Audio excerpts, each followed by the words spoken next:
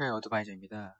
이번 프레젠테이션에서는 시장에서의 투자 기회에서 발생하는 수익과 그리고 코로나 충격에 따른 실물의 영향과 그리고 금융의 영향에서 발생할 수 있는 위험을 짚어보는 내용으로 구성되어 있습니다.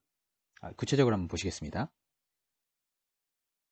최근에 가장 유행하는 트레이더들 사이에서 코멘트는 아마 이것이 아닌가 싶습니다. 코로나 바이러스가 끝나게 되면 엑세스 리턴, 즉 초과 수익도 끝나게 된다. 즉 이번 코로나 바이러스 사이클 랠리에서 내가 빠지면 돈 벌 기회가 없겠구나, 이런 우려들을 많이들 하고 있는 것 같습니다. 최근에 개인 투자자들 머릿속에도 그런 부분이 많은 것 같고요. 첫 번째로는 이번 시장에서의 투자 기회는 아무래도 미국, 구체적으로 말하면 연준이 만들어주게 될 것 같습니다. 즉 통화 정책을 생각해 볼 수 있는 부분인데요. 이 통화 정책의 역할에 대해서 한번 보시겠습니다. 이 차트는 미국 하이힐드 에너지 채권의 신용 스프레드 차트입니다. 즉 2015년부터 쭉 보시게 되면 원래 평균적으로 한 5%에서 한 7% 사이를 주로 움직입니다. 하지만 이번에 코로나 바이러스 충격이 오고 나서 약 24% 정도의 위치에 스프레드가 확대되었다가 현재까지 14% 수준으로 줄었습니다. 즉 10% 정도 하락이 발생한 셈입니다. 실제 하이힐드 채권도 10% 정도 올랐습니다. 이번 통화정책 테마는 양적 완화로 실제 시작됐었지만 이번 하이힐드 채권이 이렇게 급등하기 전에 미국의 투자등급 회사채가 약 15% 가까이 급등이 발생했습니다. 이유는 되게 간단합니다. 비정부채를 추가로 사주겠다라고 코멘트가 발생하는 순간 투자등급 회사채가 급등했고, 요번 4월달 들어서는 미 연준이 하이힐드 채권도 사주겠다라고 이야기를 하면서 채권의 급격한 상승, 즉 신용 스프레드 하락이 발생했습니다. 하지만 왜 여기서 멈췄느냐? 최근에 유가가 급락했기 때문입니다. 즉 하이힐드 채권을 많이 발행한 이런 석유 관련, 에너지 관련 기업들의 문제가 발생했기 때문에 여기서 멈췄습니다. 즉 이런 유가 관련된 정상화가 된다고 하면 추가적으로 10%의 수익이 더 발생할 수 있게 됩니다.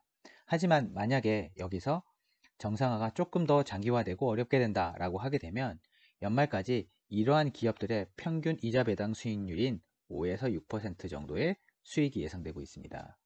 즉 여기서 신용 스프레드가 더 추가로 개선되지 못한다 하더라도 이 채권들은 기본적으로 높은 일들을 지급하는 하이힐드 채권들이기 때문에 여기서 향후 한 5개월에서 8개월 사이 동안에 한 5에서 6% 정도의 수익이 기대될 것 같습니다.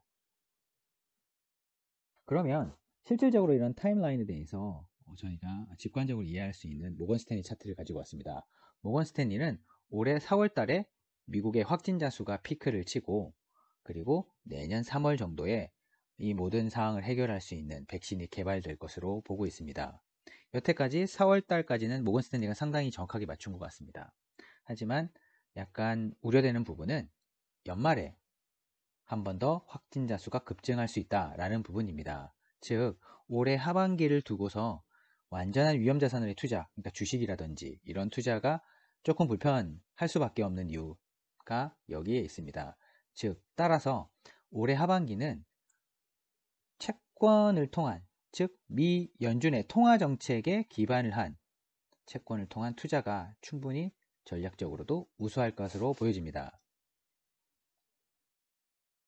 두 번째로는 이런 코로나 바이러스 사이클이 우리 실물에 그리고 금융에 영향을 주는 부분을 한번 보시겠습니다. 첫 번째로 실물에 어떻게 영향을 주느냐, 지역별로 한번 쪼개서 보시게 되면 이번 사이클의 가장 큰 패자는 아무래도 유럽인 것 같습니다. 너무나 서플라이 체인, 즉 공급 체인이 글로벌이 망가지면서 유럽이 가장 큰 타격을 입었고, 그 다음으로는 미국의 타격이 크게 나타나고 있습니다. 이런 GDP 기준으로 옥스포드가 분석한 데이터를 기준으로 보시게 되면 유럽은 전반적으로 다 나쁘게 나타났지만 미국 같은 경우는 특히 GDP 수준으로 보게 되면 가장 큰 타격을 받게 돼서 향후에 트럼프 행정부의 재선을 앞두고 재정 정책이 아주 공격적으로 실행될 수밖에 없겠다라는 부분을 저희는 여기서 짐작할 수 있습니다.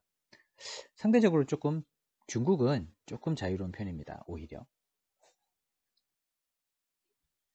그리고 금융 환경 측면에서 한번 보시게 되면 이번에 미국의 가장 큰 메이저 은행이라고 할 수 있는 JP모건과 웰스파고 그리고 BOA, 뱅크 오브 아메리카가 1분기 실적을 발표할 때 충당금의 규모를 같이 발표했습니다.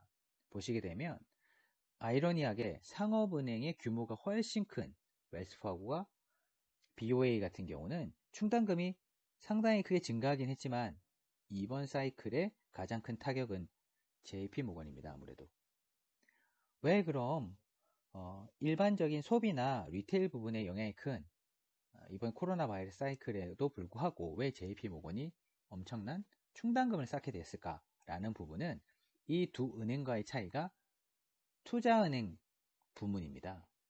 이 투자은행 부문은 기본적으로 레버리지가 높고 그리고 대규모 프로젝트이면서 이게 장기적인 프로젝트입니다.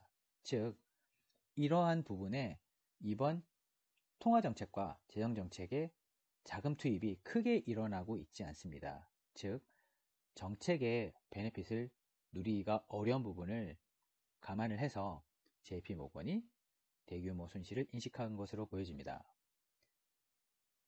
즉 결론적으로 보시게 되면 그동안 저희가 되게 괜찮은 비즈니스라고 생각했던 레버리지 비즈니스들이 이번 유동성 사이클에서 얼마나 위험한 것인지 확인해야 됐고 실질적으로 또 안정화되게 되면 또 IB 비즈니스가 크게 또 흥할 수는 있겠지만 당분간 좀 어려울 수도 있겠다라는 이런 금융업에 관련된 임플리케이션이 있는 것 같습니다.